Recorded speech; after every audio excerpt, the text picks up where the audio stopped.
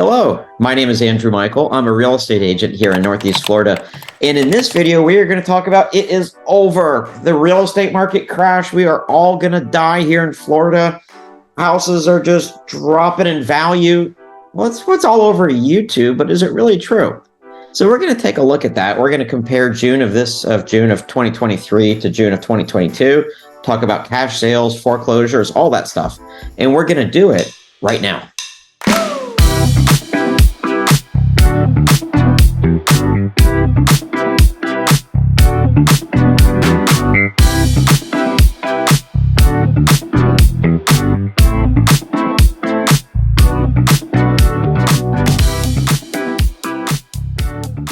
Hey, welcome back. So every day we help people make a smooth transition to Northeast Florida. Whether you're looking to go now or down the road, you can give us a call, shoot us a text, just like we helped all these other families.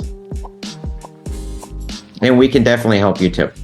So it's all over the news. It's definitely all over YouTube. It's a housing market crash. We're all going to die. Houses are half off. But is that really true? Let's take a look and see. So according to NEFAR, which is the Northeast Florida Association of Realtors, in June of 2022, there were 3,244 homes that sold. Now, when I say homes, what I mean is single-family homes, townhomes, and condos. I'm not looking at co-ops because we really don't have those here. I'm not looking at vacant land because we really, you don't live on vacant land usually. So I'm not looking at that. I'm only looking at the homes that people buy because other stuff is other things. So in June 2022, we had 3,244. Well, guess what we had in June of now? At that fall and winter is when we didn't get much of a chill in the weather here in Florida, but we did feel a chill in the real estate market. It wasn't as much as it was before. So in June 2023, guess how many we had? And by the way, I'm going to stop for a second. Go ahead and throw the number that you think we had. So 3,244 in June of 2022. What do you think we had in June 2023 after the market was supposedly crashing? 2,995. So we didn't really drop that much. Not even 300. So it wasn't that big of a drop as far as homes sold. Now, what about foreclosures? I mean, you would think we would have a lot of foreclosures because during COVID, you couldn't, and I'm not practicing law, so don't interpret that here. But during COVID, the protections that were in place, if people didn't pay their mortgage, they didn't get evicted or foreclosed on. So you would think that when all that lifted, we would have had a ton of foreclosures.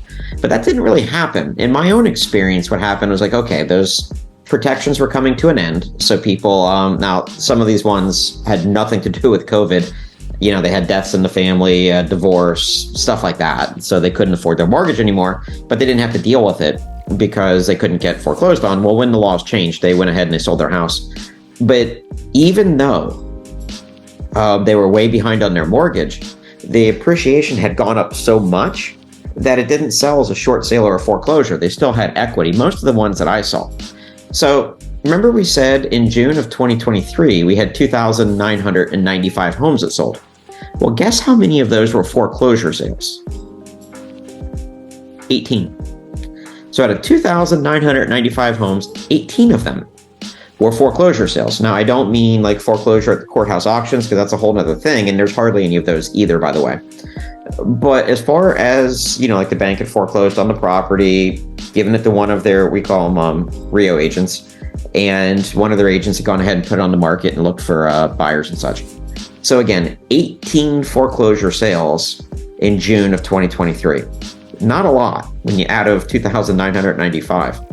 All right. So the next thing that we hear people talking about is interest rates. Are interest rates killing the real estate market? Not really. At first, there was a shock. And I think some buyers who are on the fence kind of held off a little bit because, why have a 7% interest rate if you wait 2 months and you can have a 5 or 6%? Well, they kind of a little bit up and down, whatever. But what happened is there's a couple ways to get a lower interest rate. Number one, many of the builders will offer lower interest rates because they buy up mortgages at a lower rate. And then if they still have some available, when you come in to buy their home, when you buy their home from them, then hopefully they have a lower interest rate. And so recently I've had buyers for the 4.9 and 5.9 when the market rate was about 7. So because they purchased new construction. Also, you have cash buyers.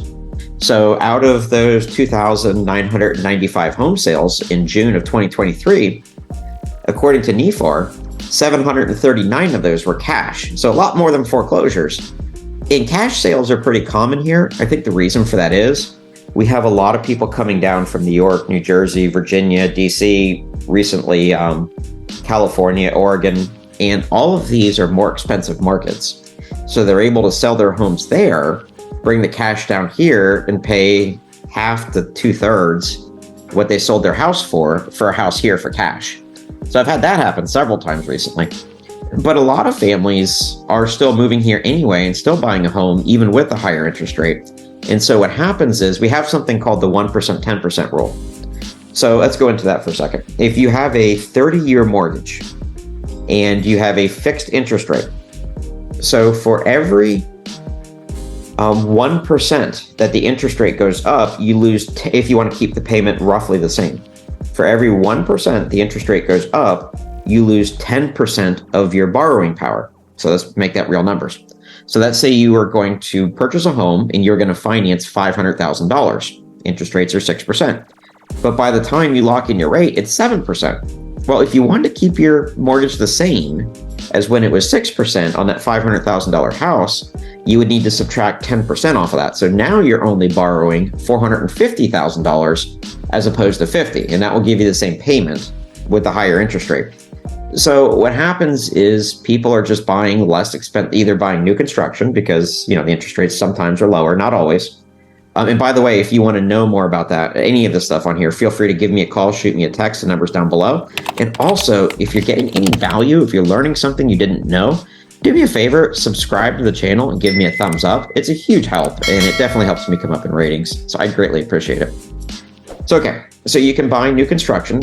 Sometimes that'll have a lower interest rate, or you just find a payment that you're comfortable with, how much you can put down, and then we kind of figure it from there. So that's kind of the other way things are, buyers are handling the higher interest rates. They're just buying a less expensive home, but keeping the payment the same.